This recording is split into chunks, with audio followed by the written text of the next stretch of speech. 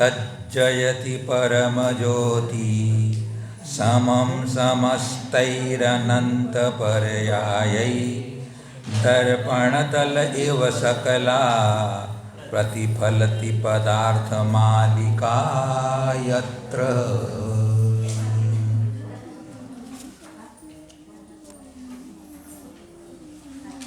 आत्मानुरागी भव्य आत्मा तमसोमा ज्योतिर्गमय इस सत्संग के अंतर्गत आप और हम सब मिलकर के यहाँ पर अध्यात्म के सरोवर श्री अमृतचंद्र आचार्य भगवान के द्वारा विरचित पुरुषार्थ सिद्धि उपाय पर अपन यहाँ सब विचार कर रहे हैं। अपने जीवन को अच्छा बनाने के लिए, ऊंचा उठाने के लिए, अपने को परमात्मा पद प्राप्त करने के लिए ये अपन पुरुषार्थ कर रहे हैं।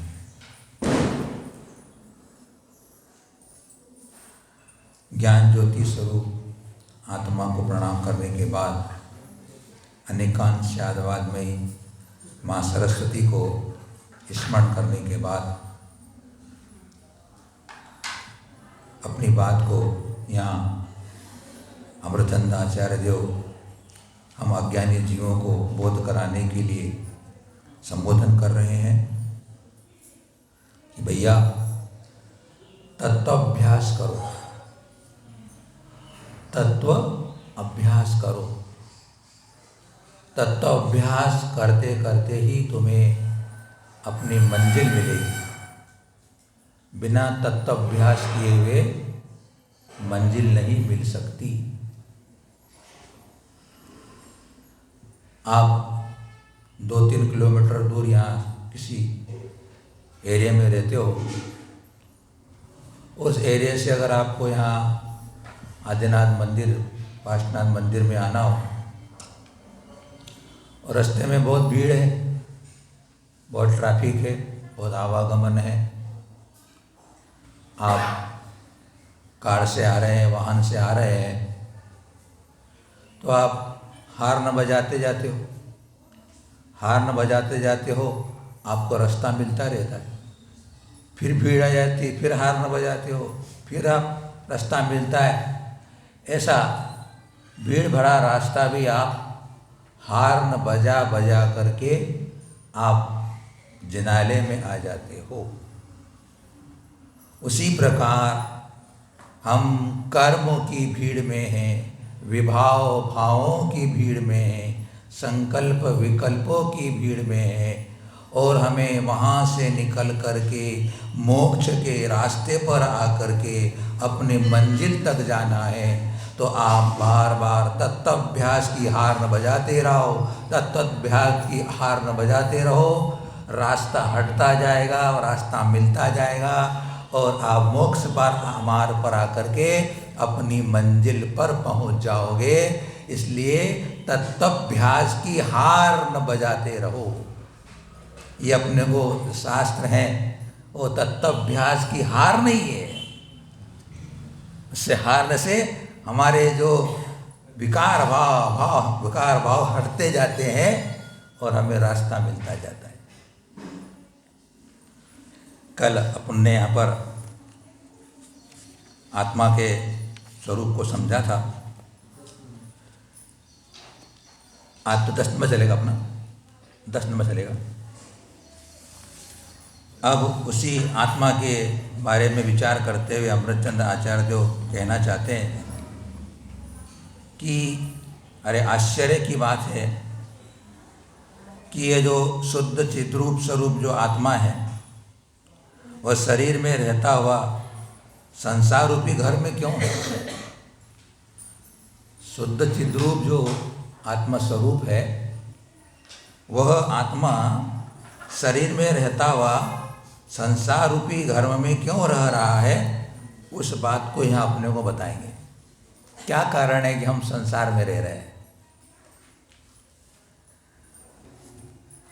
परिणममानो नित्यं ज्ञानविवर्तैरनादिसन्तत्या परिणामानं स्वेषां स भवति कर्ता च भोक्ता च।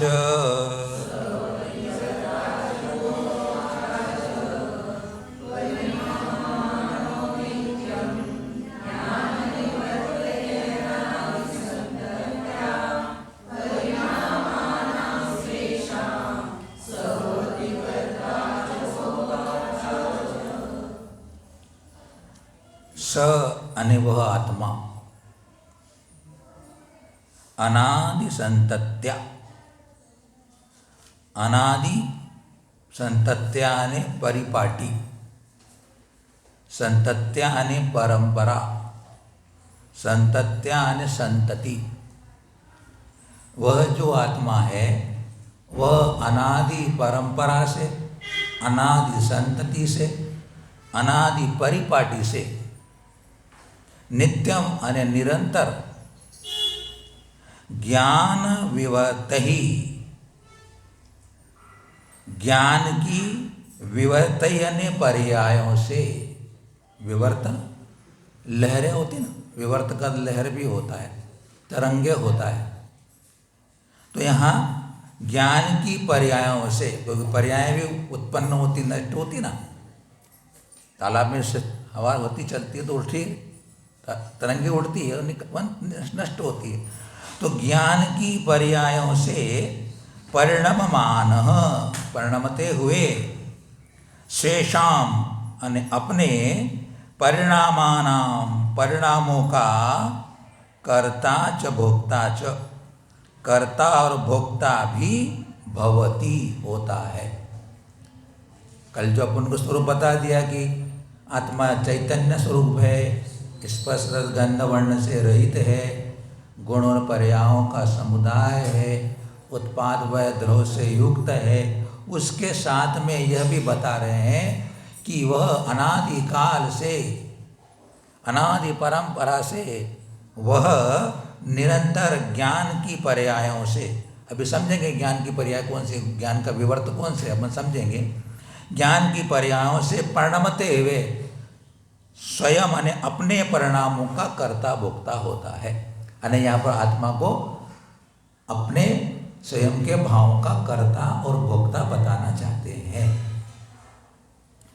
अब यहाँ जो अनादि शब्द पड़ा है, इसका मतलब है कि ये जो अपनी संसारी आत्मा है वह अनादिकाल से कर्म रूपी कलंक के पंख में लिप्त है। संसारी जो आत्मा है कर्म रूपी कलंक के कीचड़ से लिप्त है और वह उन कर्मों से लिप्त होने के कारण अशुद्ध है, और अशुद्ध होने के कारण वह कर्मों के निमित्त से जो कुछ भी भाव होते हैं वह सब ज्ञान की पर्याय है। अपन पढ़ा क्या है कि परिणमन स्वभाव द्रव्य का या जीव का होता है। तो ये ज्ञान की मुख्यता से बात करना चाहिए। ज्ञान ही, क्योंकि आत्मा के अनंत गुणों में एक ज्ञान गुण ही है जो चेतन है,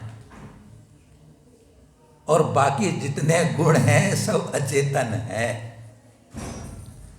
अनंत गुणों में। इसलिए हमारे आत्मा को कथनचित अचेतन भी कहा गया है। सुनकर के हैरानी हो जाती है सुनने वालों को कि आत्मा अचेतन कैसे हो गई। बोले अरे आत्मा तो चेतन कह रहे हैं आचार्य भगवंत।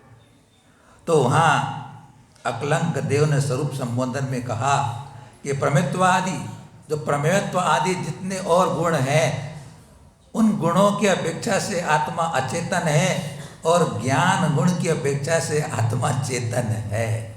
क्योंकि सब वो कुछ नहीं जानते, अन्य गुण कुछ नहीं जानते, जानने का काम आत्मा करती है। और आत्मा में प्रधान गुण, मुख्य गुण ज्ञान है, इसलिए उसकी चर्चा करते। तो यह जो अपना आत्मा है, जिस प्रकार की स्वर्ण पाषाण खदान से निकलता है तो उस स्वर्ण पाषाण में स्वर्ण किट्ट कालिमा से सहित ही होता है। खदान से सोने को निकालते अपन स्वर्ण पाषाण को, तो उसके अंदर वह किट्ट कालिमा मिली हुई होती है। जिस समय भी वह खदान के अंदर मिट्टी स्वर्ण रूप से परिणत हुई है, उसी समय वह किट्ट कालिमा से सहित ही है। गाय से दूध निकालते हैं, दूध में पानी मिला हुआ ही है, दूध में पानी मिला हुआ ही है। वैसे ही संसार में जो आत्मा अस्थि रूप है वह अनादि से कर्मबद्ध है। कहीं ऐसा नहीं था कि पहले शुद्ध आत्मा थी, बाद में उसने रागादिक भाव किए और बाद में कर्म बंद हो गए, ऐसा वस्तु स्वरूप नहीं है। अगर शुद्ध आत्मा रागादिक भाव करने लगे और कर्म बंद हो जाए, इस बात को समझें तो सिद्ध भी शुद्ध आत्मा को प्राप्त हुई। शुद्ध द्रव्य वही आत्मा तत्व है, सिद्ध भगवान, तो वे भी कर्म बंधन से प्राप्त होने लग जाएंगे तो बड़ी विडंबना हो जाएगी। इसलिए संसारी आत्मा कर्म बंध से बंधी होने के कारण वह अशुद्ध ही है, और अशुद्ध होने के कारण वह ज्ञान का काम जानना है, जान रहा है, तो अनादि अविद्या का संस्कार है। उसने स्वपर का भेद विज्ञान नहीं किया है, आत्मा अनात्मा का ज्ञान नहीं किया है, इसलिए वो कर्म के निमित्तक होने वाले भावों को अपना आत्मा मानता हुआ अनेक प्रकार के वह दृष्ट श्रुत अनुभूत भोगाकांक्षा रूप परिणाम और उसके साथ में ख्याति लाभ पूजा आदि के परिणाम, राग देश मोह के परिणाम, आर्द रौद ध्यान के परिणाम, ऐसे जितने विभाव भाव हैं, जितने संकल्प विकल्प है, उन सब से परिणत होता हुआ, ये ज्ञान रूप विवर्त का अर्थ इतना पूरा होगा। ज्ञान की पर्यायों से परिणत होता हुआ, तो ज्ञान की पर्यायों से परिणत होने का मतलब क्या है? कर्म निमित्तक भाव हो रहे हैं, उसे अभी तक सपर का भेद विज्ञान नहीं हुआ है, अनादि अविद्या से ग्रसित है, शरीर को आत्मा मानता आ रहा है, कर्म ही मैं हूँ, कर्म का फल ही मैं हूँ, इसीलिए वह इन सब भावों को अपना मानता हुआ ख्याति लाभ पूजा और देखे हुए सुने हुए और अनुभव में आने हुए जो भोग हैं, उन भोगों की कांक्षा करता हुआ अनेक प्रकार के संकल्प विकल्प, जैसे उत्प्रेक्षा जाल अध्यात्म में कहते हैं, उत्प्रेक्षा जाल, अर्थात वह इन संकल्प विकल्पों के अंदर पड़ा हुआ स्वयं ही उन भावों का कर्ता और भोक्ता होता है, स्वयं उन भावों को करता है और उन्हीं का भोक्ता होता है। बंधुओं, तो वो किन भावों का कर्ता भोक्ता होता है? तो आचार्य भगवान कहते हैं कि वह अनुपचरित असद्भुत व्यवहार न से वे अपने शरीर का करता है। अनुपचरित असद्भुत व्यवहार न से शरीर का करता है और उन्हीं का भोगता है। उपचरित असद्भुत व्यवहार न से वह स्त्री पुत्र धन धान्य आदि इन सब का कर्ता और भोक्ता है। और अशुद्ध निश्चय न से वह अज्ञान जनित सुख दुख आदि का कर्ता और भोक्ता है। स्वयं परिणमन स्वभाव वाला है तो इन विभाव भावों को स्वयं करता है और उनके जो भाव के फल होते हैं उन्हीं को भोगता है। इसलिए हम संसारी आत्मा दुख का पात्र बन रहे हैं, शरीर रूपी घर में रह रहे हैं। प्रश्न उठाया था ना कि चैतन्य आत्मा है और क्या कारण से वह इस शरीर संसार रूपी घर में शरीर संसार के ऊपर शरीर रूपी घर में रह रहा है? अपनी भूल है, अपनी अज्ञानता है कि मैं चैतन्य स्वरूप हूँ, इसे नहीं जान पाया। मैं चैतन्य स्वरूप हूँ और वह उन विभाव भावों को स्वभाव मान करके करता रहा, जबकि विभाव भाव स्वभाव भाव नहीं है, जो कर्म निमित्तक आत्मा में होते हैं। कल चर्चा की थी कि पर के निमित्त से होने वाले भावों को विभाव भाव कहते हैं और स्व में स्व के निमित्त से होने वाले भावों को स्वभाव भाव कहते हैं। तो वह निशुद्ध परम शुद्ध निश्चय से अपने स्वभाव भावों का कर्ता भोक्ता हो, लेकिन अभी तो संसार में क्यों है उसकी चर्चा चल रही है। तो वह परभाव का कर्ता और भोक्ता बन रहा है, इसलिए वह संसार के घर में रह रहा है।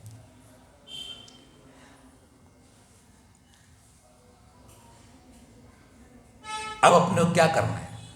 तो जीने का लेंस बदलना पड़ेगा। क्या करना पड़ेगा अपने को? जीने का लेंस बदलना पड़ेगा। और सेंस इसी में है कि आप साइलेंट हो जाओ। सेंस इसी में है कि तुम साइलेंट हो जाओ। आपका मोबाइल होता है ना, मोबाइल, आप मोबाइल क्या कर देते हो? आप धर्म सभा में बैठे हो या बहुत बड़ी मीटिंग में बैठे, क्या कर देते हो आप? साइलेंट कर देते हो। तो साइलेंट करते हो तो जब उसकी जो घंटी आती है तो वह वातावरण को डिस्टर्ब नहीं करती है ना, वातावरण को खराब नहीं करती है, अशांत नहीं करती है, क्योंकि साइलेंट है। और अगर वो उस पर जो आपकी धुन का भी है उस पर बजाएगी एकदम, और वो जोर से बजती, देखते आप लोग, आदमी भागता है। मोबाइल की घंटी बजी नहीं, भागता है, वो अशांत हो जाता है। हमने कहा था एक दिन आपको, हमारे गुरुदेव कहते हैं कि मोबाइल किसे कहना, बोले मोबाइल किसे कहना? तो कहते हैं गुरुदेव हमारे कि अच्छी भली भरी हुई धर्म सभा में से आदमी को कान पकड़ करके उठा के बाहर ले जाए, उसे मोबाइल कहते हैं। बोले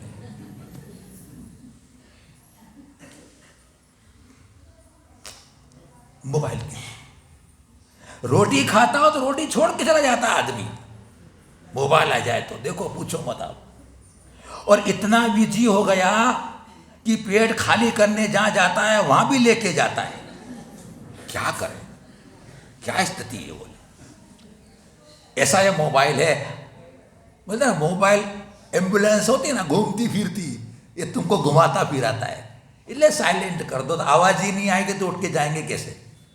अपने अंदर के संकल्प विकल्प जो अपने अनादिकालीन, उन सबको आप शांत कर दोगे, तभी हमें मुक्ति की प्राप्ति होगी, अपने स्वभाव की प्राप्ति होगी। यह बात कहना चाहते हैं। इस पर थोड़ी चर्चा बाद में करेंगे। अब अगली कारिका लेते हैं, फिर अगले कारिका के साथ इस पर भी विशेष चर्चा करेंगे, क्योंकि इसका संबंध अगली कारिका से ही। अगली कारिका में स्पष्ट कर रहे हैं कि तू पुरुषार्थ की सिद्धि कब करेगा? बोले सर्वविवर्तोत्तीर्ण यदा स चैतन्यमचलमाप्नोति भवति तदा कृत्यः सम्यक् पुरुषार्थ सिद्धिमापन्न।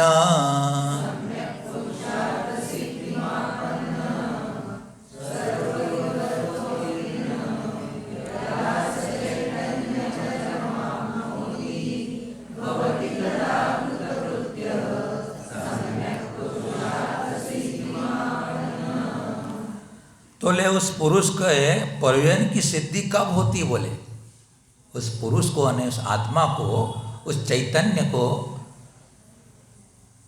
प्रयोजन की सिद्धि कब होती है? तो इस कारिका में बता रहे हैं कि यदा आने जिस समय, यदा आने जिस समय, स आने वह पुरुष, वह आत्मा सर्वविरतोत्तीर्ण, समस्त सर्व ने समस्त, विविधता ने वैभाविक भाव से उत्तीर्ण, उत्तीर्ण कह दिया, और रहित अर्थात रहित, अचलम माने निष्कंप, चैतन्य माने चैतन्य स्वरूप को आपनोति प्राप्त होता है। तदा ने उस समय सम्यक पुरुषार्थ सिद्धि, समीचीन पुरुषार्थ की सिद्धि अर्थात पुरुष के प्रयोजन अने मोक्ष की सिद्धि को आपन्न प्राप्त होता है। कृतकृत्य भवति, और कृतकृत्य होता है। संसार में रुल क्यों रहे, पिछली कारिका में बता दिया अपने को। इस कारिका में कह रहे हैं कि तेरे को प्रयोजन की सिद्धि कब होगी, मोक्ष की सिद्धि कब होगी, तो कहते हैं कि सर्व विवर्त उत्तीर्ण, जो समस्त वैभाविक भाव हैं उनसे जब उत्तीर्ण हो जाएगा तू, रहित हो जाएगा तू, और फिर वो वैभाविक भाव क्या कौन से हैं, कर्तृत्व, भोक्तृत्व और स्वामित्व रूपी महाकषाय से उत्पन्न होने वाले संकल्प विकल्प, पर कर्तृत्व, भोक्तृत्व, स्वामित्व रूप महाकषाय कह गए है वाली। इन महाकषायों से जब तू उत्पन्न संकल्प विकल्पों से, उत्प्रेक्षा जाल से, अंतर्जल्प से, उन विभावों से रहित होगा अर्थात उत्तीर्ण हो जाएगा, तो चैतन्य को प्राप्त होगा, चैतन्य को प्राप्त होगा। क्यों क्यों उत्तीर्ण? अब देखो ना, आप जब व्यक्ति या आपका विद्यार्थी या आपका बेटा परीक्षा में पास हो जाता है तो आगे कक्षा में पहुंच जाता है। उत्तीर्ण शब्द का प्रयोग किया, पास, पार हो जाता है, पास हो जाता है। तो जब तक हम अपने अंदर स्वयं के द्वारा होने वाले उन वैभाविक परिणामों से रहित नहीं होंगे, तब तक हम अपने पुरुषार्थ की सिद्धि नहीं कर सकते। कैसी होगी चर्चा करेंगे हम पहले। अब जब मुझे उस चैतन्य की सिद्धि होगी तो चैतन्य कैसा है, शब्द है ना इसके अंदर, चैतन्य अचलम आपनोति, तो वह चैतन्य स्वरूप शुद्ध निश्चय के विषयभूत केवल ज्ञान स्वरूप है। अब यहां केवल ज्ञान लगाया है, केवल ज्ञान ने मात्र ज्ञान, और एक होता है केवल ज्ञान अने ज्ञान की पर्याय। ज्ञान 5 प्रकार के होते ना, मति ज्ञान, शुद्ध ज्ञान, अवधि ज्ञान, मन परे ज्ञान, केवल ज्ञान। ये ज्ञान की पर्याय हैं। इसलिए यहाँ केवल ज्ञान से सिर्फ अपने को ज्ञान मात्र लगाना है, जो ज्ञान स्वभाव है। अब पर्याय को नहीं, अब पर्याय विलीन हो गए, एक सिर्फ द्रव्य जो केवल ज्ञान स्वरूप द्रव्य है, उसकी उपलब्धि होती है अपने को। जब अपन इन संकल्प विकल्प रूप व्यभाविक भाव से अतीत हो जाते हैं, तभी सिद्धि होने वाली भैया। और वह कैसा है? अचल है, अचल है। अर्थात एक बार शुद्ध आत्म तत्व की प्राप्ति हो जाने पर फिर कभी अपने स्वभाव से चलायमान नहीं होता है, अचल। कुंदगुन स्वामी जी ने भी समय सार के मंगलाचरण में पहले अचल शब्द को प्रयोग किया उन्होंने। अचल है, शुद्ध आत्मा जब हो जाती है फिर वो अचल सिद्धालय में विराजमान होने के बाद संसार में लौट के नहीं आने वाली।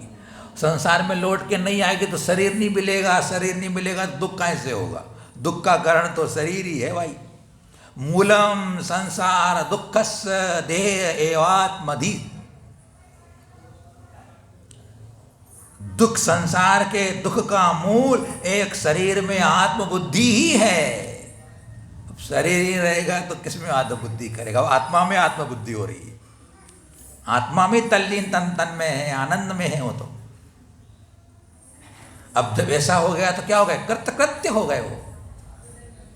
करने योग्य कार्य हो जाने को कृतकृत्य कहते हैं। अब कृतकृत्य करने का मतलब, कहने का मतलब यह कि वो अन्य कार्यों को तो अनेक बार संपादन कर रहे थे, अब उन्होंने जो कार्य करना था कर लिया। अब लोगों की अगर 2 बेटियां हो और 2 बेटे हो, अगर दोनों बेटियों की शादी हो जाती है, बोले मैं तो कृतकृत्य हो गया, मुझे कोई चिंता नहीं। बोलते हो कि नहीं बोलते हो? अब मुझे कोई चिंता में कोई काम नहीं, शादी बेटी को करना थी, कृतकृत्य हो चुका बोले मैं। तो अब वो जो शुद्ध अवस्था को प्राप्त हुई, उत्तीर्ण हो गए इन विभाव भर्याओं से, चैतन्यता को प्राप्त हो गए हैं, वो कृतकृत्य हो चुके हैं। जब ऐसा हुआ उस समय ही सम्यक पुरुषार्थ की सिद्धि को प्राप्त होता है। सम्यक पुरुषार्थ की सिद्धि को प्राप्त होता है भाई। देखो आप, अभी ग्रंथ पूरा हुआ नहीं, ग्रंथ पूरा हुआ नहीं, अमृतचंद आचार्य देव ने पहले सिद्धि करा दी, पहले सिद्धि करा दी। जितने भी अध्यात्म ग्रंथ आप पढ़ोगे उसमें आत्मा को शुद्ध और सिद्ध पहले ही बता देते, पहले ही बता देते। और जितने सिद्धांत ग्रंथ है, सिद्धांत सिद्ध जिसमें अंत में हो वह सिद्धांत। सिद्धांत में देखो, तत्व सूत्र उठा लो आप, 10वें अध्याय में मोक्ष हो रहा है। जीवकांड कर्मकांड की, जीवकांड की हर अध्याय की अंतिम कारिका देख लो। पहले सारे अशुद्ध स्वभावों की चर्चा करने का अंतिम गाथा लिखेंगे कि आत्मा तो इन सब से भिन्न शुद्ध है भैया, आखिरी में बताएंगे। सिद्धांत में शुद्ध आत्मा का कथन अंत में आता है, और अध्यात्म में शुद्ध आत्मा पहले बता देते हैं कि तू शुद्ध बुद्ध है। तो अभी शुद्ध बुद्ध हो नहीं गए, ध्यान रखना। अपन पढ़ लिया तो क्या हो गया? शुद्ध बुद्ध होने की प्रक्रिया तो अभी बताएंगे आचार्य भगवान। अभी अपने को बता दिया है कि तेरे को वो प्राप्त होना है और तू है। अब जो प्रक्रिया है वो तेरे को बताएंगे। अब बस ये प्रक्रिया मेरे लिए उपाधि हो जाती है भैया। जब मैं चलूंगा तो मंजिल को पहुंच जाऊंगा। तो अब थोड़ा अपन सामान्य दृष्टि से चर्चा करें कि यह जीव स्वयं करता है और भोगता है। स्वरूप संबोधन में कहा भी है, स्वयं कर्म करोत्यात्मा स्वयं तत्फलमश्नुते स्वयं भ्रमति संसारे स्वयं तस्मात् विमुच्यते।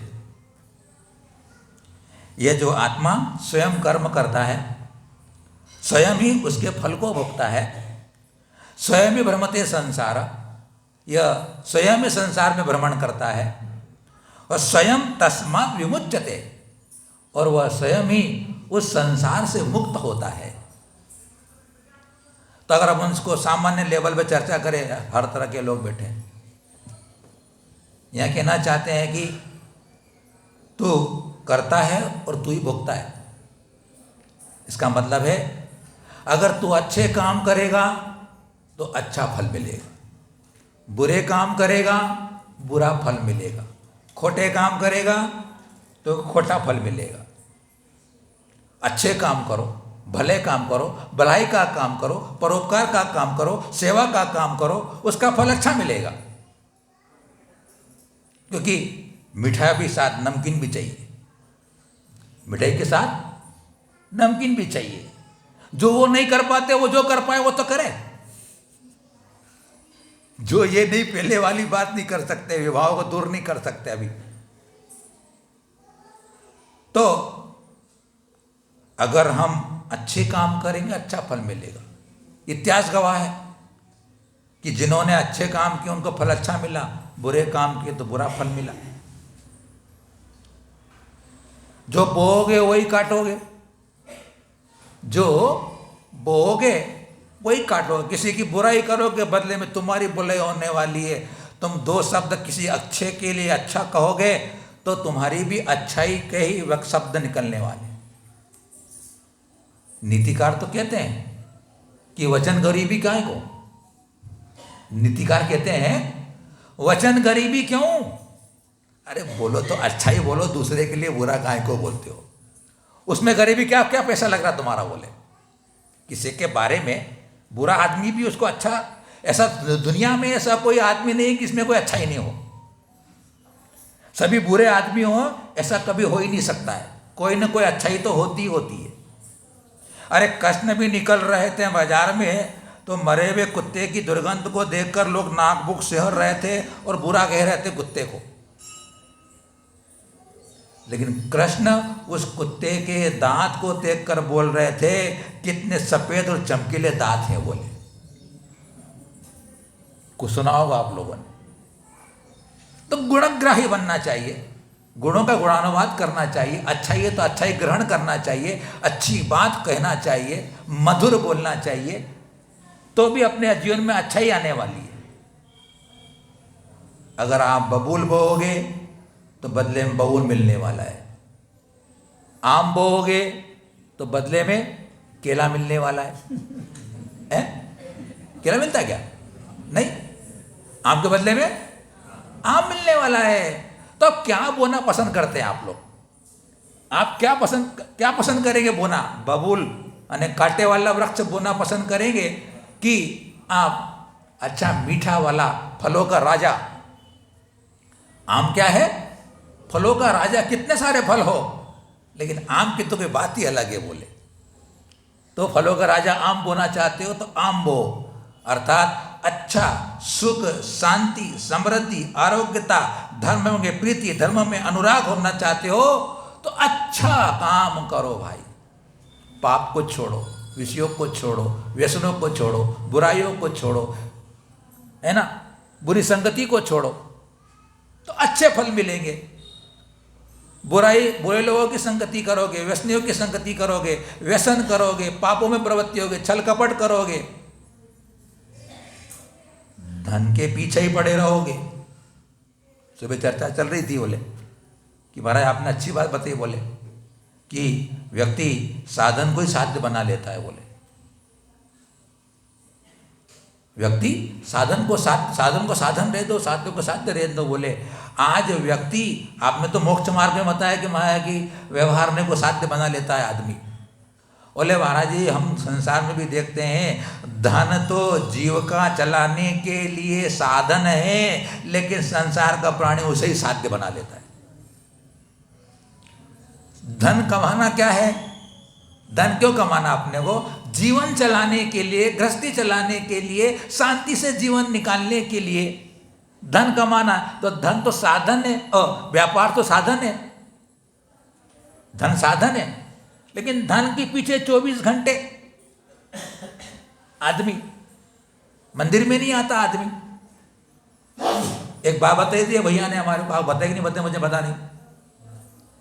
एक जैन श्रावक की दुकान, बहुत बड़ा व्यापारी है, बहुत दुकान चलती है उसकी, नाम है, रोशन है उसका नाम। तो अपना जैन श्रावक उसके सामान खरीदने गया तो उसने कहा, वो थोड़ा व्यस्त था और दूसरी जगह काम में लगा था। उन्होंने भी पहले मेरा काम कर दो या मेरे को जरा महाराज के पास जाना है। आपको सुनकर हैरानी हो जाएगी कि फलटन का एक ऐसा व्यापारी भी है जो बोलता है कि कौन से महाराज आए। बोले बता दो सही। बोले मेरे को, मुझे तो मालूम ही नहीं कि वहां पे महाराज आए हुए। तो सज्जन महानुभाव ने कहा कि भैया अपने तो महाराज आए हुए हैं, तो मैंने हो गए बोले अपने आए हुए। तुम मंदिर जाओ, गुरु के पास जाओ तो तुमको मालूम पड़े। तुम मंदिर जाते नहीं, तुमको मालूम क्या पड़ेगा? चलो मेरे साथ चलो, तुम बोले तुमको महाराज के पास चलता हूं। अरे समय नहीं, बोले बता समय नहीं। वहां व्यक्ति 2 घंटे सुबह बैडमिंटन खेलने जाता है। बैडमिंटन खेलने जा रहा है, जॉगिंग करने जा रहा है, सुबह सुबह सैर करने जा रहा है, लेकिन जिनेंद्र भगवान के मंदिर जाने के लिए उसके पास समय नहीं है, वक्त नहीं है। और उस सज्जन महानुभाव ने दूसरी बार गया तो भी कहा चल शाम को आ जाना, शाम को देख लेना, भगवान के दर्शन कर लेना। नहीं माना, तीसरी बार भी कहा, नहीं माना। ऐसी स्थिति इंसान की बताइए आप, साध्य बना लिया। अरे पहले कुछ बो के आया था तो तेरे को आज मिल रहा है भाई। वो उपदेश देता श्रावक अपने दूसरे श्रावक को कि तू पहले कुछ धर्म कर्म अच्छे सत्कर्म करके आया था तो तेरी दुकान चल रही है, तेरा सब कुछ चल रहा है। अगर तू यहाँ कुछ नहीं अच्छा हो करके जाएगा, अगले क्या कटोरा लेके भीख मांगेगा, बोले कटोरा लेके भीख मांगेगा, ध्यान रखना। बोले हम भी कहते, जनवाणी भी कह रही हो, या तो स्वाध्याय के बाद उसने बोल दिया उसने, अगर तुमने यहाँ अगर देव साथ गुरु की शरण नहीं ली, देवों के जाकर भक्ति नहीं की, उनका अष्टक नहीं किया, उनका पूजन नहीं किया, देवों की गुरुओं की अंजलि में 2 ग्रास नहीं दिए तुमने, समझना कि अगले आने वाले समय में तुम्हें लोगों के बर्तन मान करके रोटी खाना पड़ेगी। याद रखना, बर्तन मान के रोटी खाना पड़ेगी। इसलिए जो करेगा सो भरेगा। अच्छा करोगे तो अच्छा भरोगे। इसलिए मैंने जनरल बात भी कही है, ये जनरल बात भी जरूरी है। कोई नौजवान लोग भी बैठे हुए, अगर आत्मा की बात समझ नहीं पाए तो कम से कम आत्मा तक पहुंचने की बात तो समझ ले। आत्मा तक पहुंचने की बात तो समझे कम से कम वो बालक। तो भैया अपने को अच्छा बोना है। तो अच्छा क्या हो सकता है? अच्छा क्या हो सकता है? तो हमारे को आचार्य गुरुदेव, हमारे आचार्य वर्धमान साहब एक कार्य का बहुत बढ़िया कहते हैं, क्योंकि सबको राग करने की, व्यसन करने की आदत पड़ी हुई है। कोई न कोई व्यसन लगा हुआ है, राग की टेव तो पड़ी हुई है। तो कहते हैं धर्मे रागः सुते चिंता, धर्मे रागः सुते चिंता, दाने व्यसनमुत्तमम्, इंद्रियार्थेषु वैराग्यम संप्राप्तम जन्मनः सफलम। अगर आपको अपने सिद्धालय में जाना है, अपनी आत्मा को भगवान बनाना है, अपने को भगवत सत्ता शक्ति प्रकट करना है, तो ये बहुत बढ़िया कारिका है। वो भगवान जो बन गए अपने इस कारिका में पढ़ लिया, वे भी क्रम से चैनल से चले तो भगवान बने। एकदम उन संकल्प विकल्प रूप विवर्तों से एकदम पार नहीं हुआ जाता भैया, एकदम कोई पार नहीं होता है। चैनल है अपने अजनागम में, एक व्यवस्था है पूरी, उस व्यवस्था से उत्तीर्ण होता है। और उसकी उत्तीर्णा की प्रारंभ सम्यक दर्शन से होता है, चतुर्थ गुण स्थान से प्रारंभ होता है। चतुर्थ गुण स्थान से अपने लक्ष्य को समझ लेता है, श्रद्धान कर लेता है, और श्रद्धान करने के बाद वह चरित्र को प्राप्त होता है, चरित्र को अंगीकार करता है। निश्चय और व्यवहार अर्थात द्रव्य लिंग और भाव लिंग के साथ मुनिपद को प्राप्त होता है। और मुनिपद को प्राप्त होकर के वह जो अशुभ संकल्प विकल्प है उनको छोड़ करके शुभ संकल्प विकल्पों में लग करके उन शुभ संकल्प विकल्पों से भी अतीत होने के लिए वह शुद्ध की ओर यात्रा प्रारंभ करता है। और वह 8वें गुण स्थान में पहुंच करके अब उसके जो ख्याति लाभ पूजा दष्ट अनुभूत भोगाकांक्षा विषयों की इच्छा रागत देश के भाव कसायों के जंजाल वे सब अब 8वें गुण स्थान में झपक श्रेणी पर आरोहण होने पर अब वह बुद्धिपूर्वक शांत हो रहे हैं, उत्तीर्ण हो रहा है, धीरे धीरे उत्तीर्ण हो रहा है। 8वीं पास बच्चा होता है, 9वीं में जाता है, 9वीं से 10वीं में जाता है, 10वीं से 11वीं में जाता है।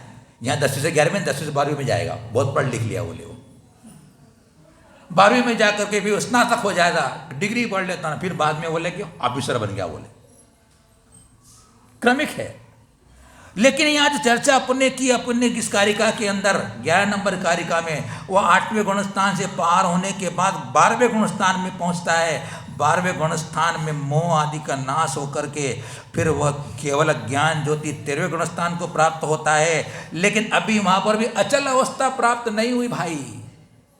13वें गुण स्थान में केवल ज्ञान पर्याय तो प्रकट हो गई, केवल ज्ञान जो गुण अभी प्रकट नहीं हो रहा है, अभी भी आत्मा में चंचलता है भाई, योग संबंधी चंचलता है, अभी योग संबंधी चंचलता है, तब तक सिद्धालय भी नहीं होने वाला है, मिलने वाला है।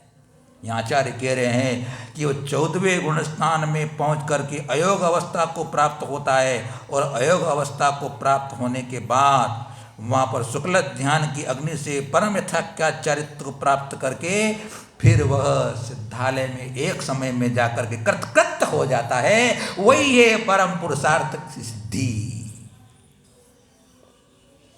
पुरुषार्थ की सिद्धि वही है भैया। तो सुते धर्मे राग, धर्मे राग, बहुत लंबा रास्ता पार करना है, कोई साथ में 2-4 व्यक्ति बात करने वाले चाहिए, नहीं तो रास्ता लंबा हो जाएगा। अकेला आदमी चले तो क्या हो जाता है, रास्ता बड़ा लंबा लगता है, 2-4 आदमी साथ में चले तो रास्ता जल्दी कट जाता है। इसलिए सैनिक कहते थे जिह्वा रथ पर बैठ के चलो, बोले क्या बोलते थे वो, जिह्वा रथ पर बैठ के चलो, अर्थात कुछ चीज बातचीत करते चलोगे तो अपन मंजिल पहुंच जाएंगे। तो सबसे पहले तुझे क्या करना है, धर्मे राग, उत्तीर्ण होना तो संकल्प विकल्पों से पहले धर्म में राग कर। राग आग है, लेकिन राग कर, धर्म से राग कर। वो धर्म कौन सा, दयामय धर्म, अहिंसामय धर्म, जियो और जीनोद का धर्म, परस्परो प्रग्रह जीवानाम का धर्म, यह धर्म है, उससे राग कर। बहुत सीधी भाषा में कह रहे हैं। जो धर्म और रत्नत्रय धर्म उसकी चर्चा बाद में करेंगे, अभी तो ये दयामय धर्म क्यों चर्चा की हमने, दयामय धर्म की। दयामय धर्म अपने पे भी दया करना और दूसरे पर भी दया करना। अपने पर दया क्या करना, अपने अंदर कषाय, क्रोध, मान, माया, लोभ, राग, देश ये मत उत्पन्न होने देना, और बाहर किसी जीव को सताना नहीं, मारना नहीं, न कृत से, न कार्य से, न अनुमोदना से, न मन से, न वचन से, न काय से। क्यों कहा, इसलिए कहा कि अपन धंधे के पीछे, धन के पीछे हम दयामय धर्म को भूल जाते। धंधे के पीछे दयामय धर्म को भूल जाते। व्यापारिक वर्ग यहाँ बैठे हैं, प्रेरणा देना चाहेंगे, संबोधन करना चाहेंगे, जगाना चाहेंगे। अगर आपका व्यापार इस प्रकार का है कि आप तंबाकू बेचते हैं, सिगरेट बेचते हैं, जर्दा बेचते हैं, सॉफ्ट ड्रिंक्स बेचते हैं, या फिर चिकन मसाला बेचते हैं, आप लोग किराना दुकान वाले होते हैं ना, चिकन में डालने का मसाला भी होता, वो बेचते हैं आदमी, बिजनल बेचते हैं। हम अकलूज में थे, हम, एक महिला आई, वो है सुनीता जी की वो पुत्री है, तो पति को लेके आई, बेटे को लेके आई, 2 श्रीफल लेके आई। महाराज जी मेरी दुकान में तंबाकू नहीं बिकेगी, सिगरेट नहीं बिकेगा, जर्दा नहीं बिकेगी, पान पराग नहीं बिकेगा, मैं सॉफ्ट ड्रिंक नहीं बेचूंगी, जिन चीज़ों में जीवों की उत्पत्ति जीव होते हैं वो पदार्थ नहीं बेचूंगी, न मैं जो मसाले होते हैं जिनको कि उसमें डाला जाता है वो मसाले भी नहीं बेचूंगी।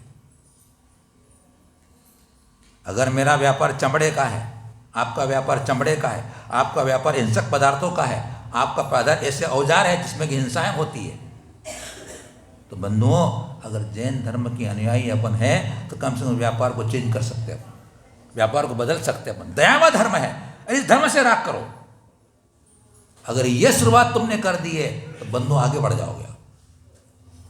हिंसा का कमाया हुआ धन कभी तुम्हें फलीभूत नहीं होने वाला है। इसलिए दयामय धर्म पहले कहा है, दयामय धर्म।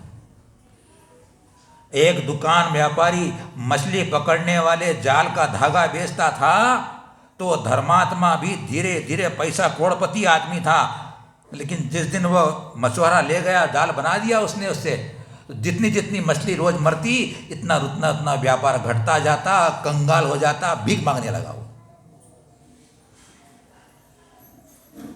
कृत कारित अनुमोदना मन वचन काय से मेरे द्वारा किसी की हिंसा न हो, दुख न हो, ऐसा मेरा धर्म है, ऐसा मैं जीवन को अपनाऊं और बनाऊं, तो समझना कि मैंने जिनेंद्र की वाणी का पान किया है।